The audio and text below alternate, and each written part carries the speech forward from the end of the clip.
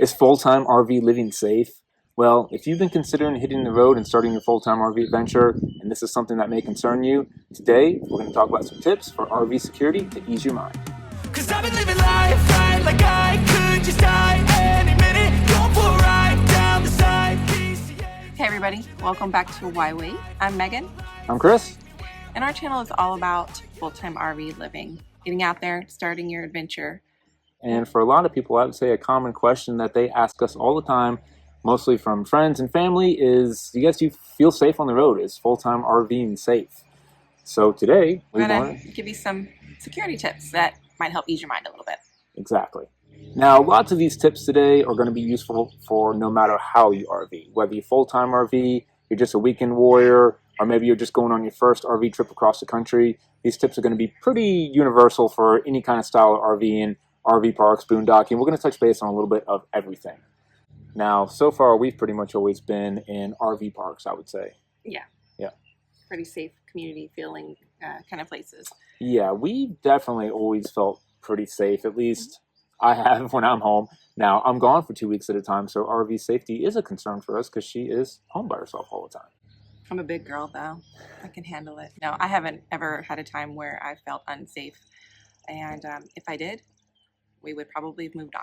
Yeah, we've had great neighbors, great community. The RV community in general is unbelievable. Every place we've stayed at, the neighbors are always willing to help. We get to know them.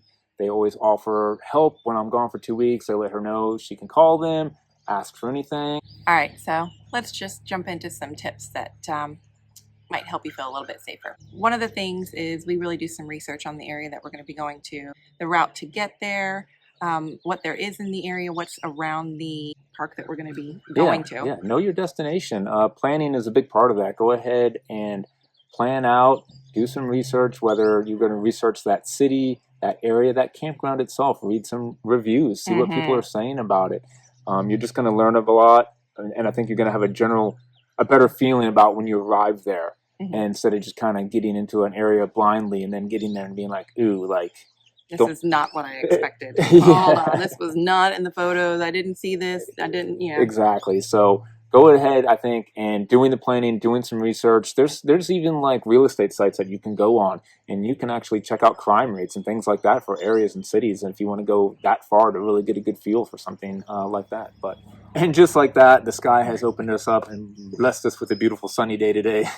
But unfortunately, unless you want me looking angry eyebrows the whole time we're shooting, we're going to have to wear our sunglasses to probably finish this up here. Sorry about that. Yeah. Now, I do want to say that today's video is going to be on safety and security, basically dealing with crime and our fellow man, if you want. We have plenty of RV videos on weather safety, tire safety, safety on the road, all kind of things like that. So you can go check out those. I'll put some links in the video description to those. But today, we're going to try to just stick to feeling safe and secure at the campground, boondocking, or just wherever you're at, and tips and stuff to, deal with that kind of stuff.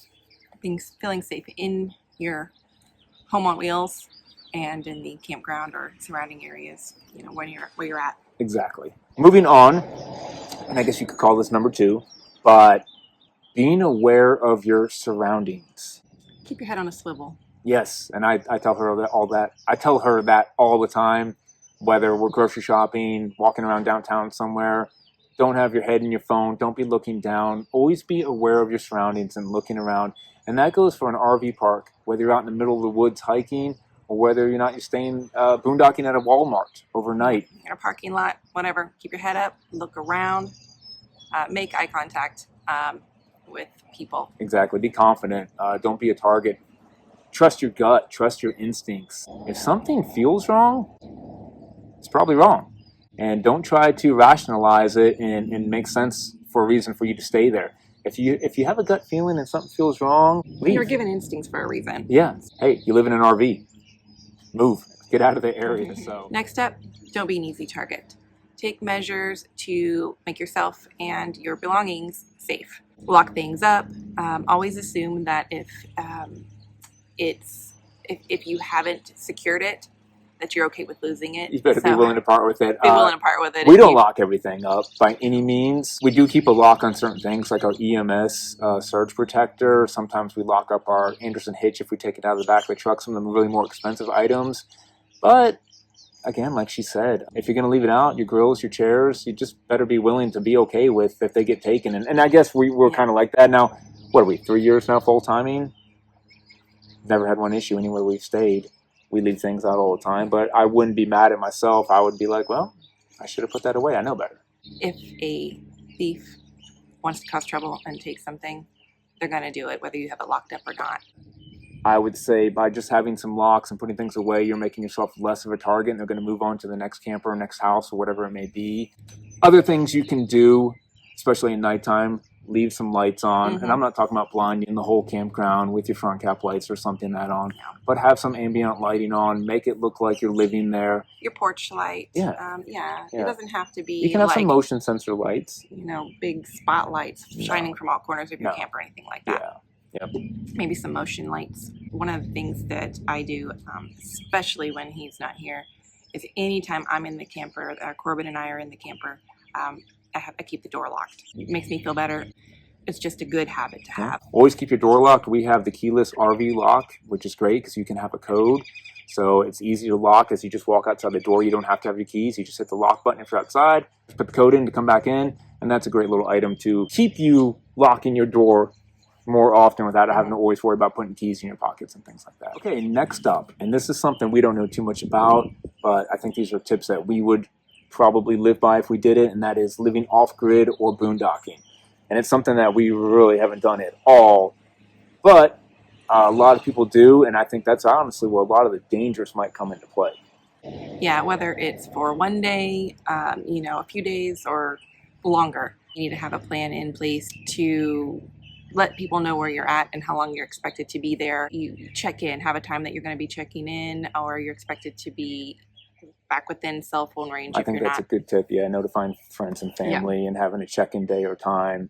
And that way, if you're not checking in and they know something's wrong, people can start looking for you. At least let them know your last location. And you may not be able to do this because one thing you need to look into is checking the cell service and see if you even have cell service out there. Or if you're going to be living in the backcountry for a long time, maybe you want to look into getting like a satellite communications phone or even a GPS locator on your rig. I think that would be really, really helpful. Especially this day and age. Yeah. Probably going out there alone isn't the best idea. I would say if you're going to be in the backcountry or boondocking for a long time, it's probably better to go with a group, go with at least another person. That's one reason we don't do any boondocking is just because of my work. And I do go away, to work. I fly back to work for 2 weeks at a time. And I'm really not comfortable with leaving her out, just kind of boondocking in the desert with nobody around for 2 weeks, and I don't think she would enjoy that either. I wouldn't like that. I don't like the isolation so much. Yeah. Now, since we don't boondock often, or ever really, yet, maybe you have some tips that we haven't touched on, and maybe you could leave those comments down below and let us know for in the future when we do try to give it a shot. That would be great. That would definitely be something we'd be interested in hearing about. So if we ever do start boondocking, we can kind of learn from you guys. Yep. All right, our next tip. Have some sort of means to protect yourself. That could mean a lot of different things, and you have to go with what you would feel the most comfortable arming yourself with. And I don't just mean with a weapon. If that's your thing, then that's fine. What, bear spray? Yes, there's all kind of things out there. Bear spray, pepper spray, blunt objects, knives, loud sound emitting devices. There's all kind of things. We don't want to get into the whole firearms thing. That's a controversial subject, and we'll just, kind of leave that one alone. But I think it is important to have some sort of self-defense. It was self-defense that I developed over 2 seasons of fighting in the octagon. It's called Rex Kwando. Know how to use a big, that scary weapon. Looking dog. Dogs are a great one. That's for sure, in the RV or walking out and about. But no, if you're going to carry a weapon, just make sure that you're, I guess would say, efficient with it, know how to use it. But I do think it's important to have some sort of defense. So some other great ideas that you can do to make yourself feel more secure in the RV, and that's going to be alarms, lights, cameras. There's all kind of great products out there. All you have to do is Google them and search Amazon. I don't want to put links to anything below because we really don't use any of these or have any of these. We probably should look into start getting some of these. So I'm just going to leave it up to you to do your own research. But you guys can get those doorbell ring things with the cameras. Yeah. I've seen people will have cameras, you know, on every side of their RV. There's motion sensing lighting. There's alarms that you can even have on your door, just like a home. If the door opens up, the alarm goes off. There's so many things out there that you can, if it helps you feel more secure, that you can look into purchasing and installing on your RV. I'm glad that we don't stay places that I feel that we really need too much of that type of protection. Yeah. And like she mentioned earlier, dogs. We have 2 ferocious Boston Terriers to protect us. So. All right, so these are just a few of the tips that we hope maybe help alleviate some of the fears you have about full-time RV living, getting out there and starting your journey. Yeah, don't let security or feeling scared about living life on the road stop you from getting out there and starting full-time RV life, or even just going camping this summer. We have never felt safer, I would say, in the past 3 years of living on the road. We've met lifelong friends, great people. The RV parks we've stayed in have been great. Honestly, I felt safer on our RV in this community than I have in some of our houses, kind of out there by themselves where no one is around. So I say you get out there, start your full-time RV adventure, because why wait? Why wait? We'll see you guys next week.